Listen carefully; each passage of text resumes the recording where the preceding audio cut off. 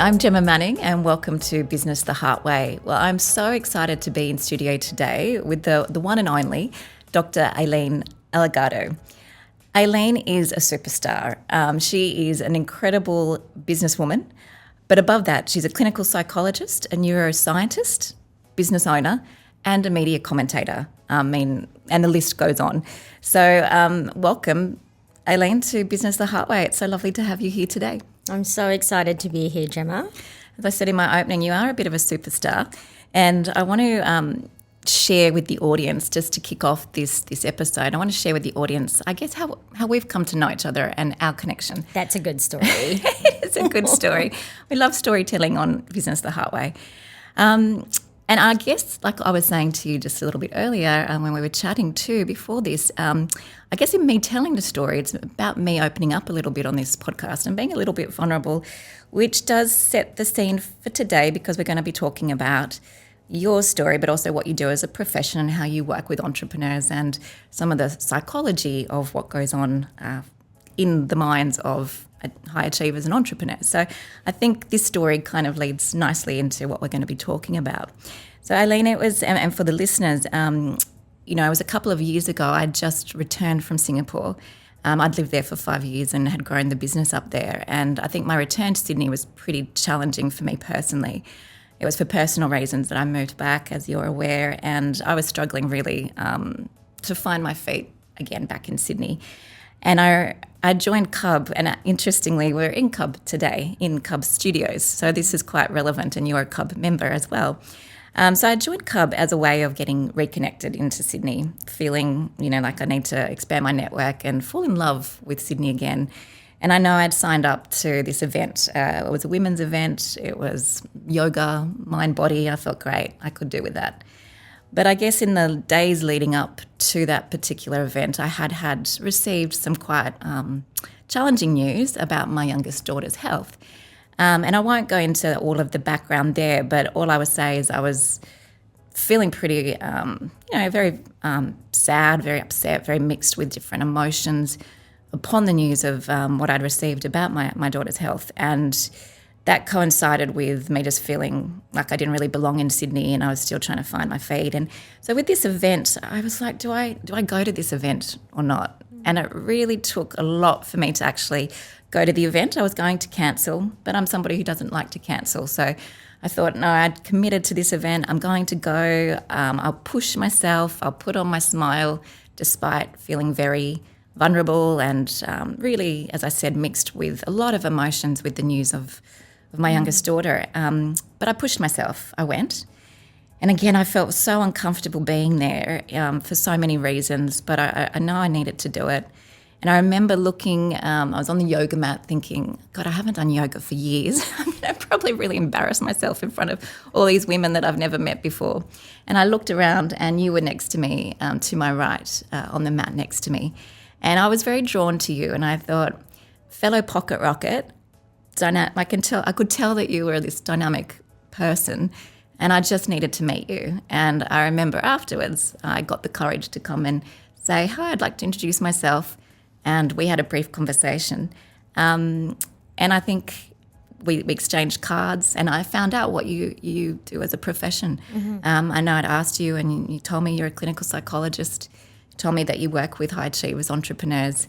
And I kind of knew that I needed some help at where I was at with lots of stuff going on in my personal life and business life. Which is interesting because you didn't set out to go to that event. Correct. For that purpose. No, exactly. But the universe sent that message to you. Wow. Absolutely. Wow. Like I feel that the universe really was playing its magic on that day because really meeting you and then working with you since then, you have really helped me through a very, very tough patch in my personal life and business life, and everything was happening all at once.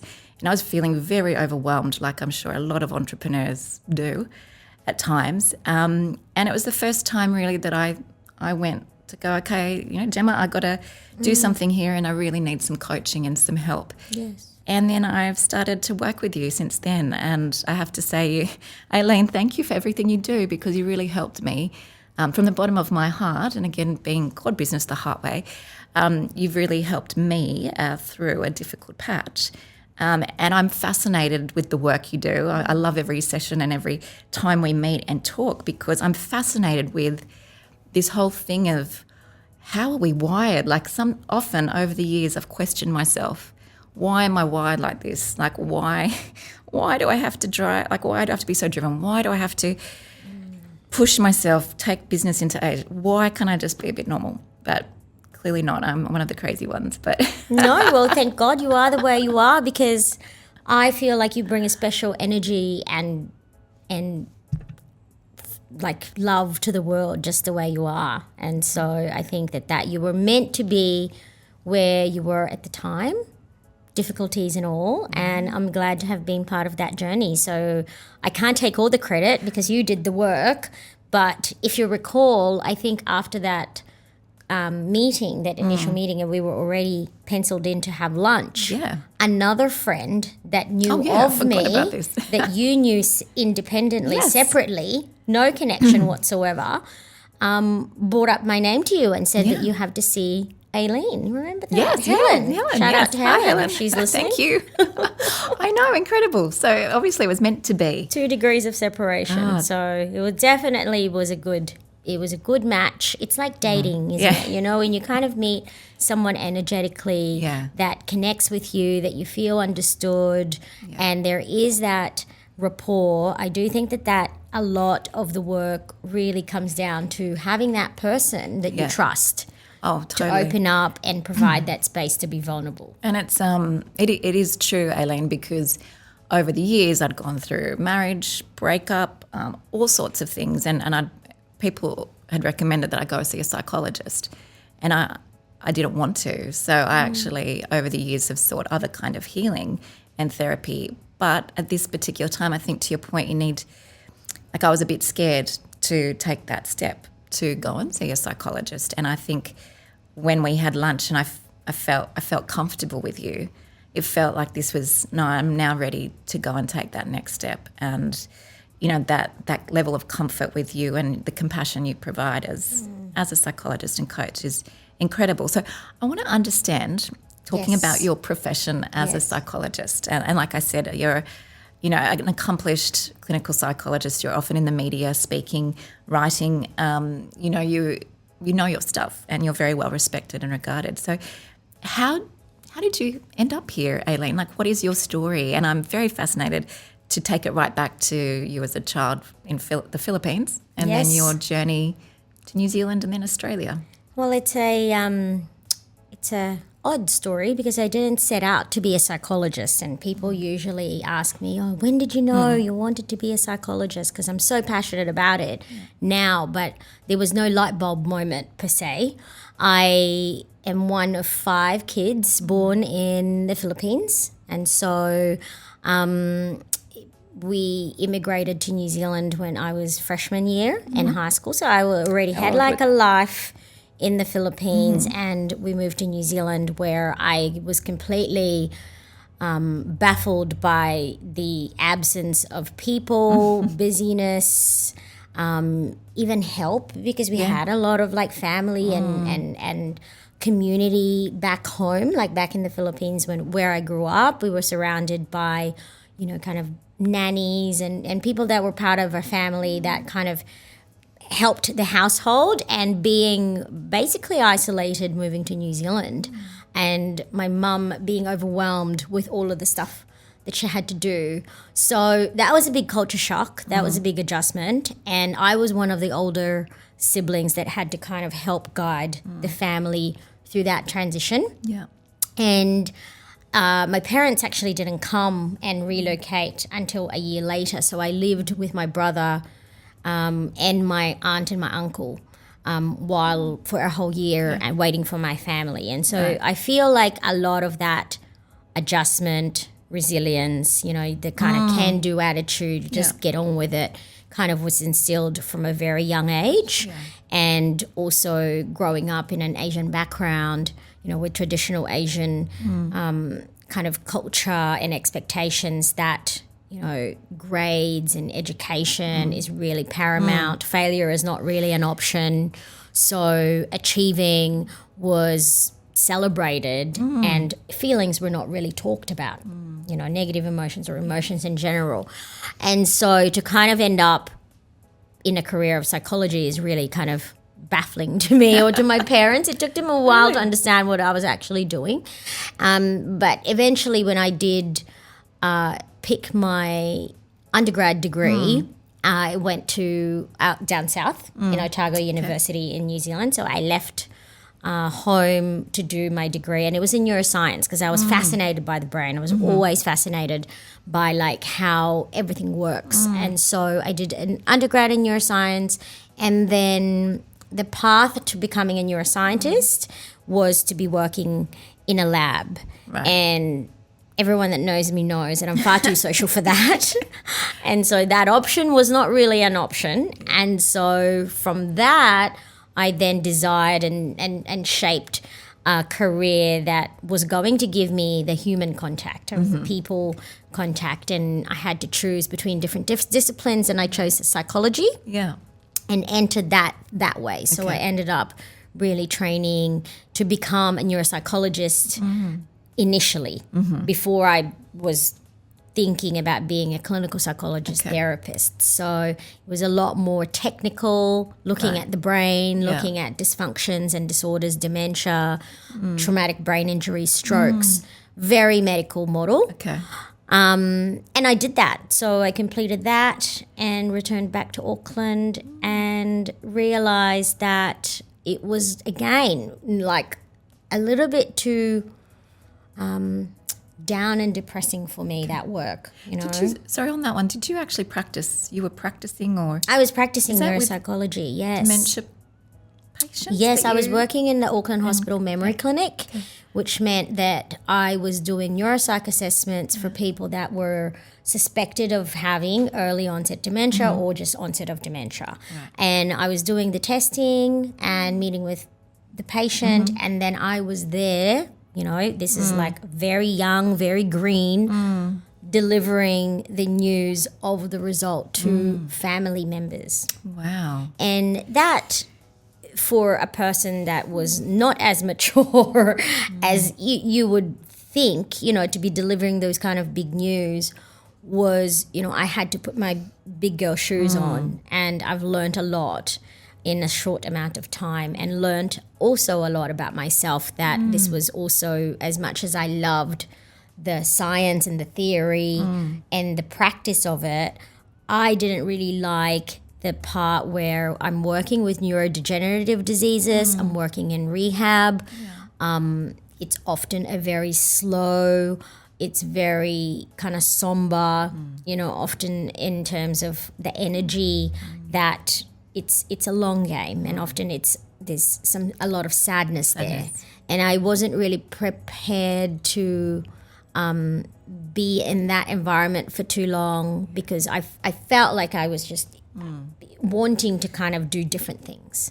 And so that's when I left that type of practice, and I went into private practice, where I could see much more high functioning but more worried well, shall we say, clients, and practice more of initially neuropsychology as well, but more now clinical and more therapy, and in a much more fast-paced type of way. Could you just explain for the listeners, that just a little bit more on the difference between neuropsychology and clinical psychology? Yeah, so neuropsychology is the study of the different areas of your brain that does function in a certain way, and it's often after injury, or if there are any suspected deficits that might be affecting behavior or personality. Often people get sent for a neuropsych assessment. So it's more profiling and understanding the person from an organic perspective. Right. Okay. Clinical psychology is more to do with mental health disorders, so treatment of depression, anxiety, and much more of what we would see in the media. Neuropsychology is much more related to and closer to the medical profession and neurology and neurosurgery, that kind of field. So that's often point of difference. And so when you came to start to practice in clinical psychology, because you've kind of specialised with certain kind of people that you work with being high achievers. I think you describe high achievers and entrepreneurs. So what was then the journey to come to that realisation that you wanted to work and help people that I think you say higher functioning? Again, I fell into it. Like being in private practice, it's not designed to, well, you can, I suppose, have a clinic that specifically deals with, you know, a cohort, a problem. But in private practice where I have worked, when I was beginning my career as a psychologist, it was a lot of just a mixture of everything. And so over time, I just got that closeness and rapport with certain individuals that I perhaps mirrored or identified with, and it's like I understand them and they knew that I got them, and then that was obviously part of the connection. A lot of research shows that it's not so much the talent or you know how skilled your therapist is, of course that's important, but that 80% of the work is really about that therapeutic alliance. You know, how much you like your therapist, how much you feel understood, you feel heard. And same goes for me as well, that the work that I do feels much more purposeful and enjoyable, and I'm obviously passionate at outcomes and helping people, but to get the right client and to have that match. And so by just kind of process of elimination and working through a whole set of different types of individuals coming through my therapy room, it was very clear that those people that kept returning and the ones that I'd had really good results with have been the high achievers, you know, really high functioning. And I believe that that was because I was one of them. I was just going to say, like, I think, you know, when you were talking about your story, you're alluding to those traits that we identify as traits of an entrepreneur, resilience, strength, courage, growth mindset, a lot of those kind of traits you have. And you've obviously gone into being you're an entrepreneur as well as a clinical psychologist. So do you have, I guess in that journey, you've gone from practice but into being an entrepreneur. So was that additional transition something that you were conscious of, or did it, again, just organically evolve for you? It organically evolved for me out of frustration with, I guess, you know, what I couldn't do and the limitations that I had. And so I created and shaped a business that was going to work for me. And I think part of that was I was also discovering myself as a clinician, as a person. I was growing and I was getting more courage about what I can and cannot do. And so with that, I just started trying things out, experimenting a little bit, you know, in terms of if I opened a private practice one day, who would come if I introduced this offering of walk and talk, because I didn't want to sit down 8 hours, 10 hours a day in the therapy room with people, you know, like it was kind of probably going to be good for my clients to be walking and talking as well, like especially the depressed ones. And so a lot of those things became organic and came to me more as creative ideas that I had to, I suppose, execute. And some of them were much more successful than others, but it was through trial and error and talking through my talking to my clients, and I have business mentors that I go and consult with that help me in the journey. So it's never really like a path alone, but it's scary because at the end of the day, it's like you're left carrying the load. You're it. Which is why I think you help so many of us, because it's a lot of responsibility and accountability. And of course, at times when you are it and you're carrying all of that, it can be overwhelming, which I want to talk a little bit more about in a little while. Going into then your practice, so I just want to kind of keep on that timeline. So did you move to Australia where did you start your business? Was it New Zealand or was it? I started in New Zealand. You did start there? Yeah. Okay. Yeah. So I started as a contractor for a private practice, and with everything with my moves now, there's a pattern here, and it's often precipitated by heartbreak. And so I had heartbreak with my partner at the time, and then I moved to Melbourne to have a fresh start. And so that business name was already registered in New Zealand, and I just had to register it in Melbourne, in Australia. But I knew like 2 people in Melbourne, and no one knew me. And so I had to start from the bottom. I worked 6 days and contracted for like some private practices until I kind of understood the Medicare system and understood private practice as it was in Australia. And that the first 2 years of that was just hard going, like any business, right? So we kind of rebuild or starting again almost, which I've experienced with going into Singapore and new markets. It's like you kind of got to do a startup all over again. And I think it takes humility as well to be able to start at that place and be okay with it, you know, and to be able to like do the time that is required rather than kind of wanting results straight away. And I often tell people that, you know, starting a business, the creative ideas, the excitement, you know, the motivation and the drive is all in the front end. But, you know, the middle bit, the belly of the beast, when you're in the middle of it and it's just hard going until you get to that next phase of profitability and success. Yeah. It's tough. Yeah.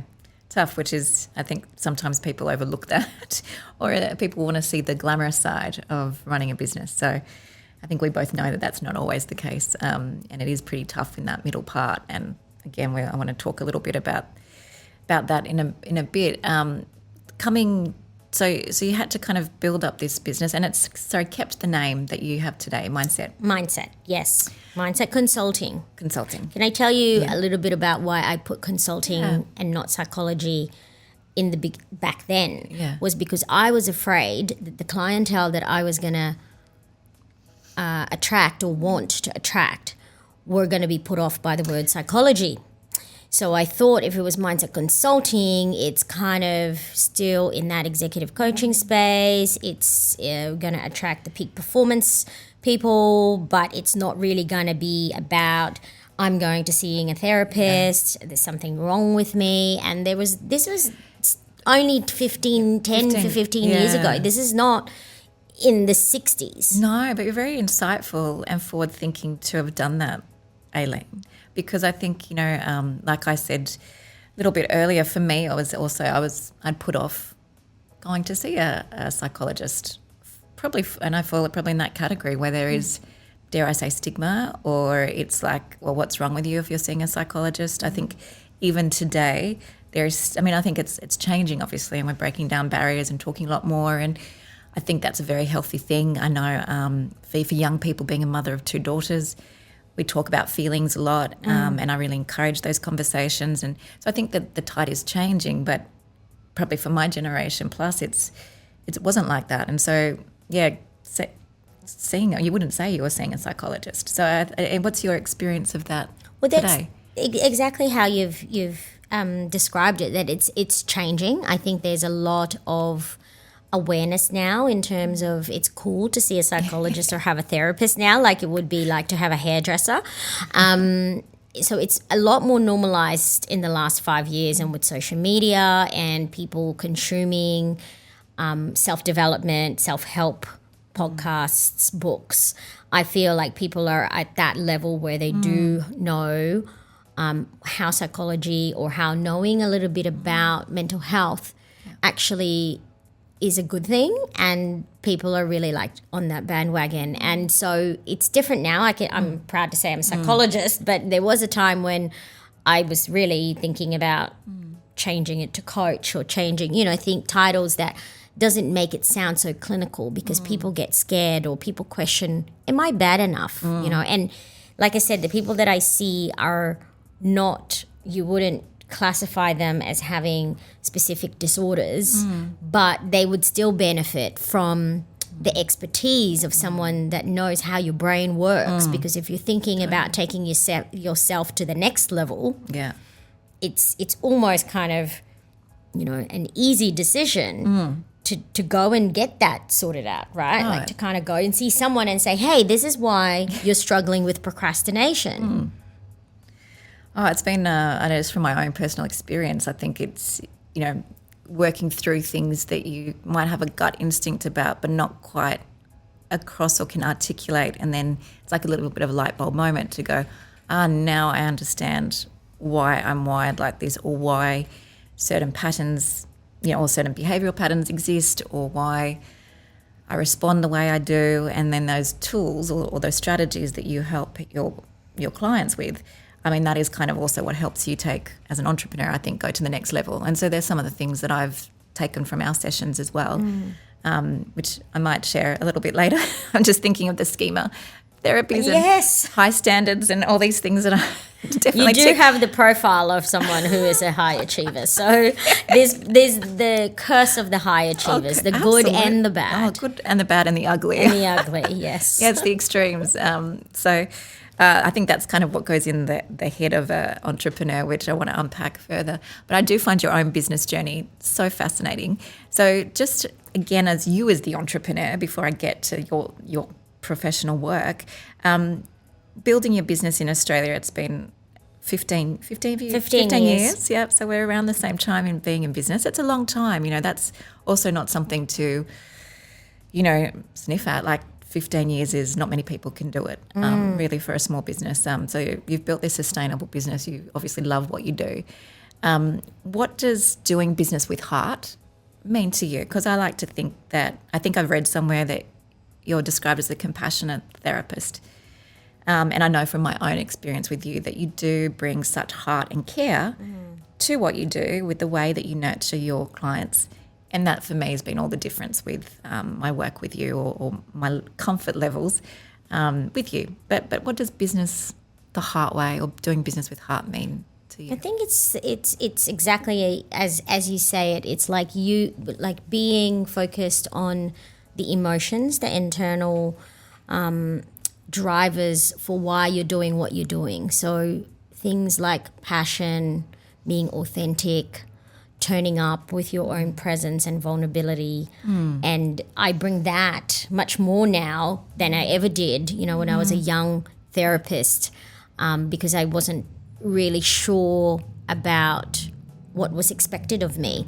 And so I think doing business with heart is just being more intuitive as a person, as a clinician, as a friend, all the roles that we have, so that we're not overthinking it. A lot of people that might be doing business might be a lot of the time in their head, and then they're kind of like really missing the points of connection. And so when we're talking about heart, we talk about the feels, right? And words like compassion and kindness, like what people feel, because people can talk about these emotions, like a news reporter reporting the news. You're hearing the information, but you're not really getting the emotion, but you're not supposed to. So sometimes when people are seeing me, or maybe when I'm not doing business with my heart on, I can be in that mode of just doing, but I'm not really present. Yeah. And so I do think that it is that presence, and you being inside of yourself in the process, in the journey. And I guess I hadn't really thought about this before, but with what you're doing, Aileen, you're probably helping others do business with heart in many ways. So you do business with heart yourself, and that authenticity and passion comes through to your clients. But probably the work you're doing is really kind of helping create better business people with heart and feelings and connection. So I think you're a bit of a change maker and trailblazer. Thank you. With what you're doing and the impact that you're having. But I know it's not easy, and you are an entrepreneur, as I said, as much as a clinical psychologist. So just on when you're working with people, they're sharing with you their highs and their lows. And, I have had a lot of high and lows, and everybody does when you're in business or as an entrepreneur. What have been some of the highs and lows that you've experienced yourself with business? Because, again, I think you're talking about all your experiences and how that comes into your practice and how you do your work. Any standout highs and lows that you want to share along the way? I think that my highs have been much more related to recognition of my peers and of others. Like, I find it very uncomfortable to be celebrated, which is weird because I'm on TV and I do media stuff, but I do suffer from imposter syndrome, We all do. and I'm recovering from that. So being kind of thrusted in front of people, you know, people think that it's like enjoyable, but it creates a lot of anxiety for me because I worry about, you know, how do I keep this up? Then there's the fear of ongoing success, what work that involves, you know, host of things. And so I feel like doing this work have allowed me to also heal because I see that in other people. So sometimes I hear myself give the exercise or advice or what people need to hear in therapy, and I catch myself thinking, hang on, you've got to actually like apply this to yourself. Well, the universe is sending you all these clients that are like coming up with the same problems that probably may be somewhat related to some of the personal things that you're struggling with. Interesting. And so I have to say that being a psychologist has not only been fulfilling for me as a clinician seeing my clients, but for me as a person, it's actually helped with my own healing and growth. You know, my clients inspire me to be better. Yeah, which is quite, you don't often probably hear that from psychologists or, you know, that kind of connection, which is quite inspiring in itself. Any low moments in running a business? Low moments. Or lessons, let's say. Yeah, lessons I think for me it's like it's often very hard to get that exact person that will get how you're feeling in the moment. You know, like as much as we have friends, family, partners, the journey sometimes can be very lonely. Oh, absolutely. We speak the same language. And I feel that most of the time, you know, like, and being single as well and not having family here in Australia, I haven't had them for 15 years, but I do have friends that are my chosen family. It's still very different when you are at home and it's been a tough day and, you know, I'm having my dinner and I'm watching TV and you ask yourself, you know, is this all worth it? What is this all for? You know, and I think every business person, every entrepreneur has gone through that feeling and know that feeling very well. Yeah. And often that's what brings people to come to me as well and talk about that because it is so common. And so just normalizing and knowing that it's a common feeling and you're not alone in just that feeling of being alone helps a lot. Yeah.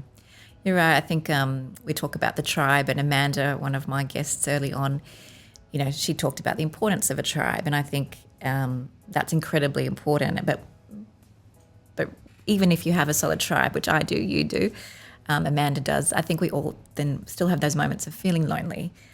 We spoke about, Amanda and I, about the fetal position, and a number of times we found ourselves in that position feeling alone or scared or, you know, overwhelmed by some of these challenges in business. Yeah.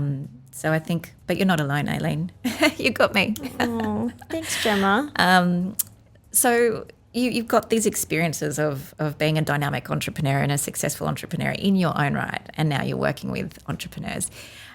So let's look a little bit. I want to kind of shift gear a little bit to look at what goes on in the mind of an entrepreneur. And I can't remember the full quote, but I know, I think it's Steve Jobs who is known for saying to the crazy ones, the misfits, the rebels, the troublemakers, I think it's the round pegs in square holes type thing, you know, really talking about embracing those who want to change the world and are probably crazy enough to maybe think they can, but at the same time are thinking differently enough and brave enough to give it a go.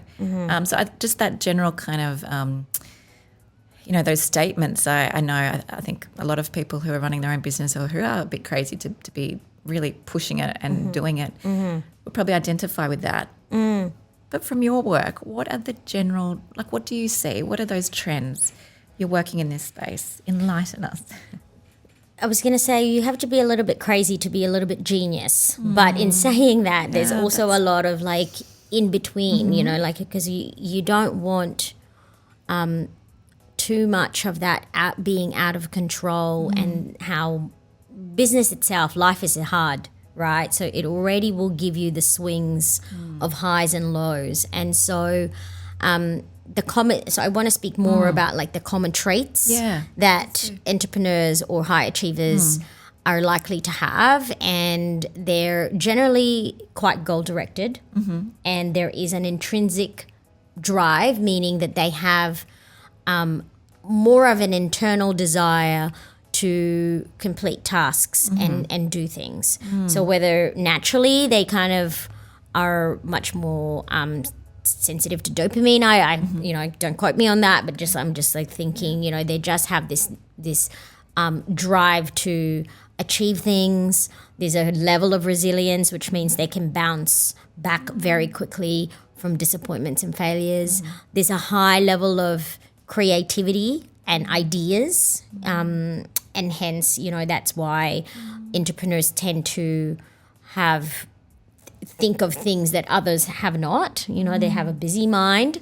There's also a tendency for perfectionism and have high standards. And so with those high standards, that drives the motivation, that drives the achievement, but also creates the pressure. Yeah. So now we're talking about the downsides of, I mean, these are positive traits in general, right? Yeah. Like everything, I think, in moderation is positive. But the very thing that makes someone brilliant at their work is probably their Achilles heel as well. Can also undo them. Yeah, potentially. because you can't sometimes turn these things off. Yeah. And so I'm going to share, because I mean, I'm pretty open, as you know, not afraid to share. But as you're talking, like, I know my work I've done with you that, you know, it's for me, it's high standards. What are your schemas, Jerma? My schemas are high standards and self-sacrifice. At least I know that now. Well, I've always known that. But I think actually understanding it at another level has been really interesting for me, because I know I've been aware of it, but I think now I kind of also know what that could lead to if I don't. So the negative side of it. Yes. Because as you're, I guess, describing for entrepreneurs out there, or for budding entrepreneurs, is, you know, your strengths or these elements of brilliance, but then that can also be your Achilles heel, as you just said. So it's been very insightful for me to kind of pinpoint that, and I can see it every day on, you know, those two schemas in particular. And so working really hard to look at, you know, embracing it, but also understanding so it doesn't cause me to come undone. Yeah. So is that like how do you manage, like how do you work through with your clients around some of these things? Like obviously it seems like they're recurring traits of high achievers. It's identifying what their schemas are, giving it a name, labeling it, so they kind of have an understanding of, oh, that's that part of me that, you know, needs or desires perfection. That's that part of me that puts other people's needs ahead of my own without really like thinking twice about what I'm committing to. Yeah. So it's creating a language that simplifies it for you. So when it happens, then you're presented with choices, and those choices are going to be your tools. You know, you can obviously stay the same, and in some instances it does take some time for change to happen. You know, sometimes it's just about letting that idea simmer, and when you're ready, it will happen. But the conversations have already started, and the tools are already in your toolkit, ready to go. And I think for you, you know, for the self-sacrifice, we definitely spoke about boundaries was the key thing, you know. Are my needs met first before I give and meet needs of others? Oh, it's always boundaries for me is something I need to work on. And that comes naturally, I think, as a mother as well, which is, you know, when it comes to dependence, of course you're going to prioritize children's needs before your own as a mother. It's just likely that would have just added onto something that already existed. I suspect that you already had this schema before you had kids. No, I think I have too. I can identify like well back into my younger years. But it is highly fascinating and very enlightening, and has been really helpful for me.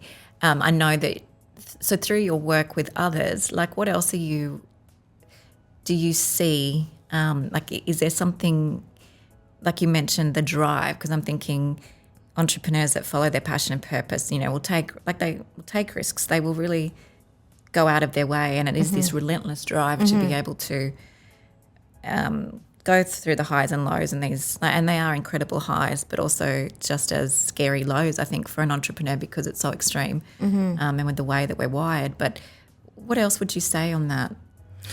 It also probably comes from where that drive is coming from. Sometimes it can come from a good place, wanting to achieve and feeling good about achieving something or creating something.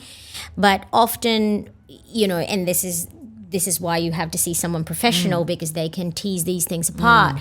When it's driven by fears or pain, that could be something that you're running away from, or you're overcompensating for, or something that is unresolved and you're trying to resolve it through achieving, through success, through working your way into being a better person. That kind of often manifests in success, but the feeling of self-worth isn't necessarily there. That makes sense. Your self-worth is then tied to your achievements rather than you as a person. And you take the achievements away, and that's sometimes why the lows can be super low, because if you're that type of person, then when the chips are down, then I imagine that's very depressing, because it would be not just about what it is you're grieving about that didn't work, your business idea that didn't work, but it would be much more deeper than that and cuts to the core of you as a person. There'll be a lot of shame. There'll be a lot of feelings of I'm not good enough, and it goes very internal. Yeah. No, I can identify with that, which I'm sure a lot of high achievers or entrepreneurs can. So are the other, what other traits do you see? Curiosity is a good trait that often can be both positive and negative. Curiosity in terms of this is how we innovate, this is how we create opportunities, and risk taking as well is a big one. I suppose your risk profile of what you take chances on, and also matching that with your level of discipline. Yeah. So how did you find setting up your business and, in terms of risks, discipline? For me personally, motivation. I think, discipline and motivation, I think, are the absolute two key things for me, at least in my journey, and setting up and being able to continue to do it after all of this time. Because I think if I lost my motivation or discipline, it would be too hard to keep going for this long and to give it as much energy as required, which I think anyone in business has to give it a lot of energy, a lot of themselves, a lot of their time. It's not just a 9 to 5 kind of thing. It's so much more. So I think risk taking for me the first couple of years I didn't really take too many risks, because I was kind of forced into creating a business out of survival from hitting the glass ceiling in corporate. I'd always worked in corporate before Manny and Co started. So I think it was only until I didn't really think I took many risks until I moved my business into Asia or expanded into Asia. That's probably the first time I realised that I did have those entrepreneurial traits, because I started to take the risks. I started to dream a bit bigger. But then the discipline and motivation I had in those early years, I really needed to kick into another level to then really do what I was doing, which, my own journey continues to, probably for the things that you've described. I've got those achievements. I have set myself high standards. I know what I want to do, and I'm very much, focused on achieving that. And I'm very lucky to have had a lot of support with my family, my girls, and people around me that are want to see me achieve, because they know that that's important for me. But at the same time, those my goals can be quite big. And that's where I think some people are like, wow, can you really do that, Gemma? Do do you think you can run 2 or 3 businesses? Can you run it in different countries? Like, who are you kidding? Can you really do this? So I think when people have questioned my goals or my desires and ambitions, that's done like internally, that I internalize that and think, okay, no, I'm going to dig deeper and I'm going to continue to do it. So watch me, or I will do it. So don't doubt me, or don't, So there's some of those things go through my head at times to be able to be at where I'm at. And you only really have yourself to be accountable for. Yeah. I mean, all fine and well that people are expressing concerns, but they're projecting their own feelings about that situation. So somebody's saying, can you really do that? And my thinking is that they're thinking, if that was me, I would not. Yeah. Right? But they're not you. Yeah. And so I think that that's wonderful that you don't take that as a discouraging comment, but more like a challenge. Oh, yeah. Which is, again, what makes my... you different, and what it means to be an entrepreneur, right? To kind of really, against all odds, rise above all of the noise, the chatter. Yeah, and that's that, like you're saying, the discipline and drive and all of these things. It's got to be quite strong to kick in for, I think, a lot of people to do that. To people, I mean, we're being in Australia, we have what's called tall poppy syndrome. And I'm not the first to experience that, and I won't be the last, but we certainly don't want to celebrate others' achievements. So we have this culture of you don't want to put your head too high because we all want to be the same level. And I find it refreshing doing business in America at times because it's a very different culture. My American friends who run businesses, it's very much like, let's celebrate each other's achievements. Let's lift each other up. Let's help each other. Let's, recognize. Yeah. And I find that really refreshing and really important to kind of keep the spark kind of going with having that encouragement. The passion, the enthusiasm, that's also one of the qualities of an entrepreneur. You've got to keep those levels of passion and enthusiasm high. Well, I was going to ask, Aileen, that I'm sure a lot of people listening to this will identify with these traits, but we're also, to keep all of this going at the level it needs to is challenging. And we talk about burnout. So I think there's, can be mental health challenges. It can be, going at such a speed that we're talking about, or at that level that high achievers, entrepreneurs work at. How sustainable is it? Because burnout has come up a lot for me in different kind of conversations. And I find it itself an interesting topic because you've kind of we're talking about these traits and how we're wired, and then keeping everything at that intensity. I guess it's at a risk of leading to burnout. Yeah, absolutely. And I think it's about keeping the commitments and the discipline and spreading it across, like a period of time that is not just this kind of small cross-section of time that often is the problem when people are managing businesses. It's always like all or nothing. Yeah. All or nothing thinking often is, what gets you there and what gets you that passion and drive, but then you've got to do it again. And it's like you're an energizer, one of those energizer bunnies you've got to keep. But what's your advice to people, entrepreneurs, around healthy mind and healthy, healthy life and body, spirit? Like, what would you recommend? Well, it's that pillars of health that it's not just kind of one dimension. It's this, the spiritual side of things. Are you nurturing your body, because that's the vehicle for you to get up and do the things that you need to do?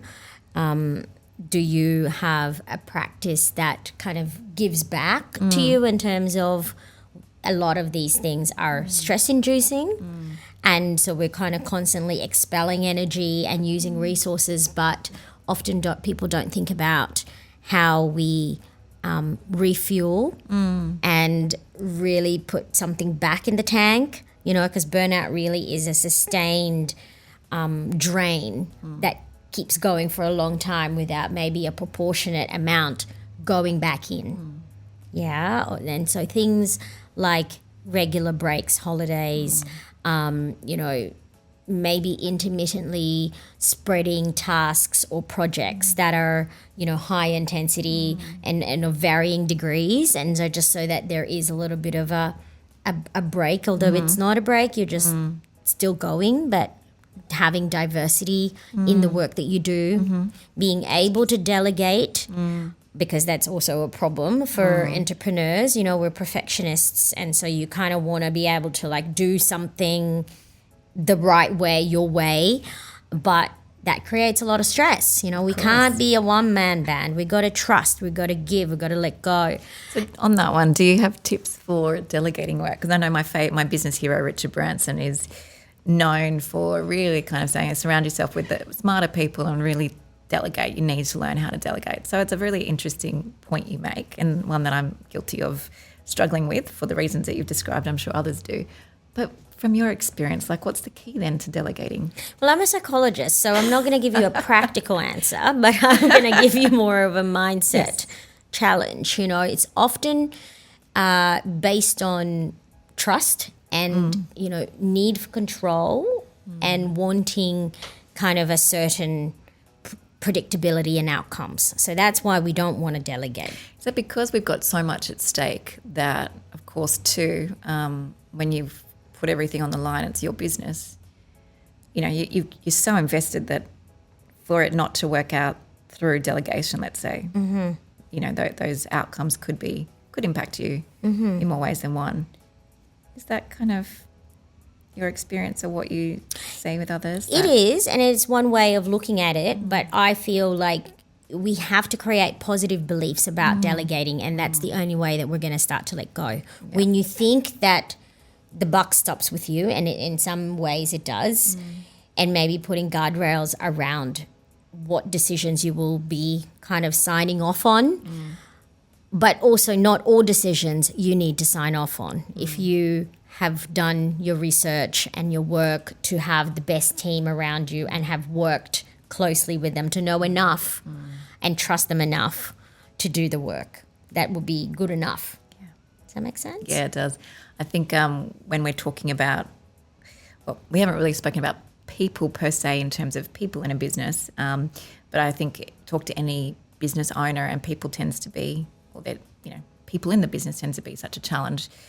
And finding the right fit people in those right fit roles is absolutely essential, I think, as you're saying, to then have that trust and being able to let go and delegate, and that kind of environment is quite key. Yeah, and it's hard because that's kind of where the leadership stuff comes in now, and executive presence, because we can't work and build everything on our own.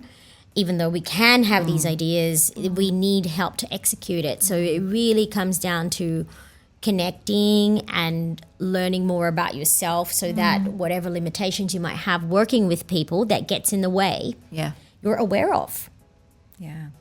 And you do yourself quite a bit on that executive coaching side of things as much as the psychology side. I'm also curious for you to talk a little bit, or would like for you to talk a little bit about your retreats, because I was very fortunate to have gone to one of your retreats last year at a time when I really was needing something like that, which was a beautiful way to prioritise my own self-care and take some time out, like you're saying, to avoid burnout and to keep everything going. You need to take regular breaks. And so I was listening to everything that you were saying, and I thoroughly enjoyed taking some time out and to do this retreat, which I found was amazing and a very holistic view of everything. We're looking at different, your body, your health from a holistic health perspective, looking at sound, therapy, like all beautiful things all thrown in together, beautiful food, connection. It was amazing. So tell me a little bit more about that side of things and why you started that part of your business as well.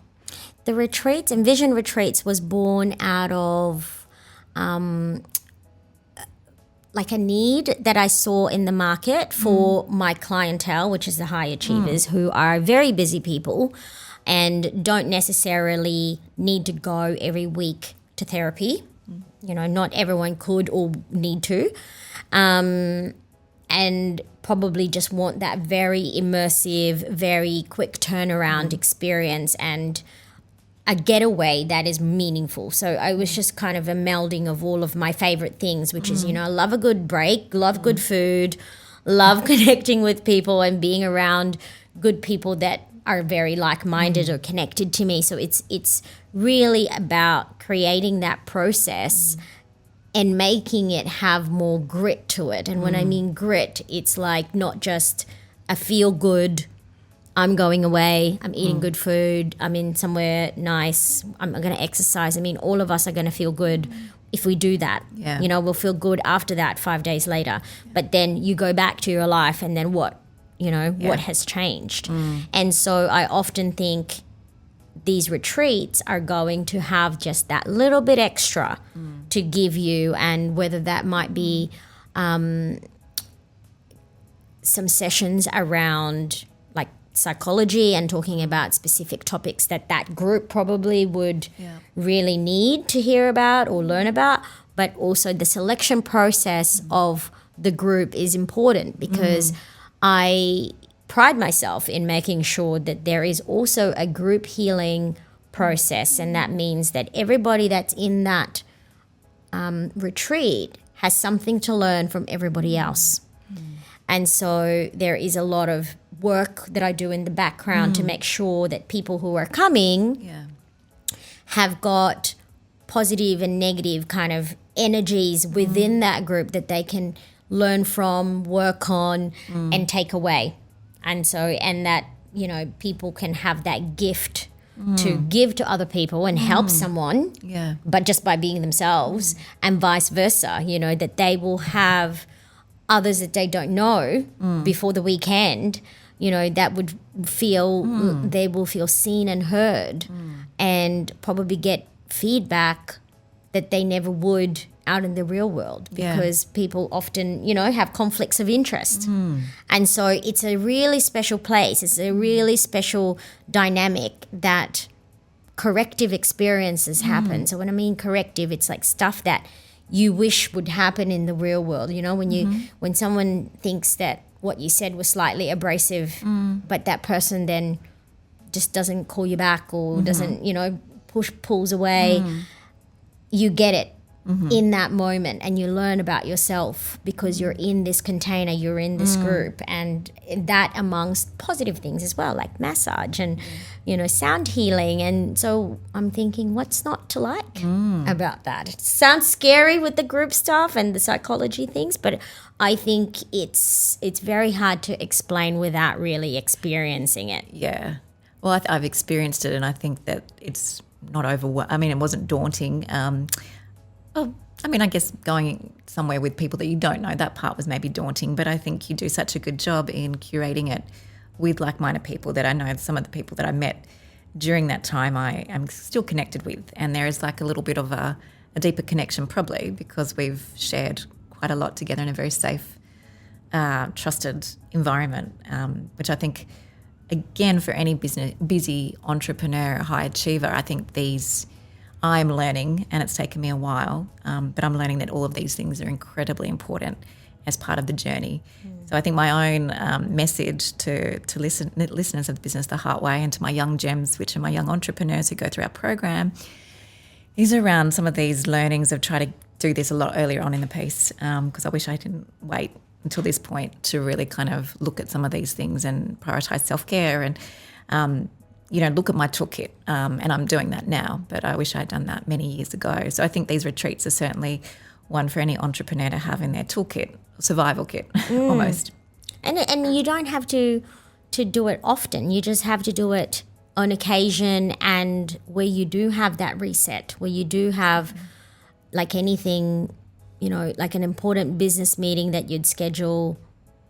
You would schedule self-care because you kind of really need the top up, you know, to keep doing what you're doing at the level you're performing, you know, and sometimes even demanding more as well from yourself. I do feel like there is got to be a balance. There's got to be, we can't just keep asking ourselves more without giving ourselves more. Exactly. You know, it's interesting because I think some people think self-care is a bit of a wish-washy or a nice, fuzzy, warm thing. But again, I think I've learned when my own cup has been empty, and it has. So, you know, I've totally had the fuel tank's been empty, where when I came to you, it was empty. So I think that it's not a wish-washy thing about self-care. It's real and important.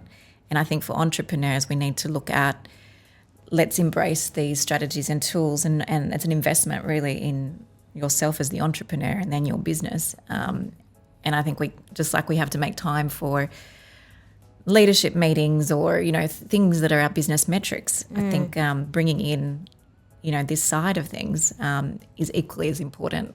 Maybe there should be a KPI around it. There should be a KPI, right? And going back to your how do we prevent burnout, it's just not, we prevent burnout, right? We don't want to be getting to the other end of burnout and just trying to kind of get us back to the pre-burnout place. Like if you can help it, you want to not get to there. That place in the beginning.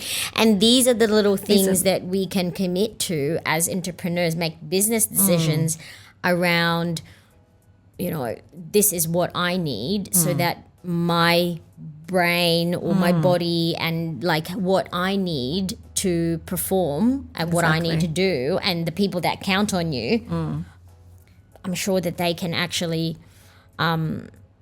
that they will benefit from you taking this time. Often the mindset is that I can't take time, I'm so busy. And then people are often operating in that survival mode, right? It's like go, go, go. And they can't see the forest for the trees. And I would say that a lot of the time, problem solving, creative thinking, critical thinking, strategy, innovation, they all come with space. Like they all come when you're not stressed. They all come when you're not in that fight or flight and you're not reactive. They usually come when your nervous system is regulated. It usually comes when you're inspired, and that's because you're calm and you can look to the future rather than just being kind of stuck with all the problems and, you're just kind of in a hamster wheel. Absolutely. So it's almost like a preventative, methods and methodologies that an entrepreneur, again, can kind of look at and should be really looking at it to avoid, like what we said, to get to that burnout point. And I know from personal experience that, again, if I could say one thing, it would be to prioritise that a lot earlier on in anyone's entrepreneurial journey around self-care and making time and not feeling guilty, because I think that we can be guilty of feeling there's no way we can take time. We've got this, or we've got so much on. We're busy. But I think definitely taking time to breathe, and that's such an important part.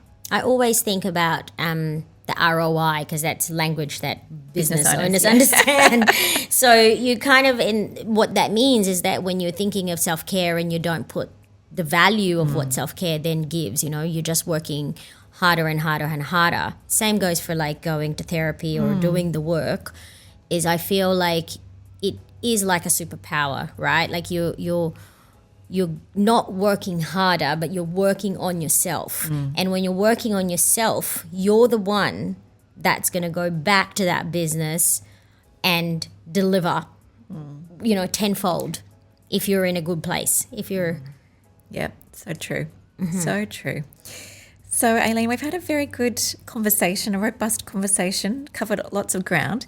Final words from you. What would be your advice to budding entrepreneurs or people already in their businesses who might be experiencing or feeling some of the things that we've spoken about today?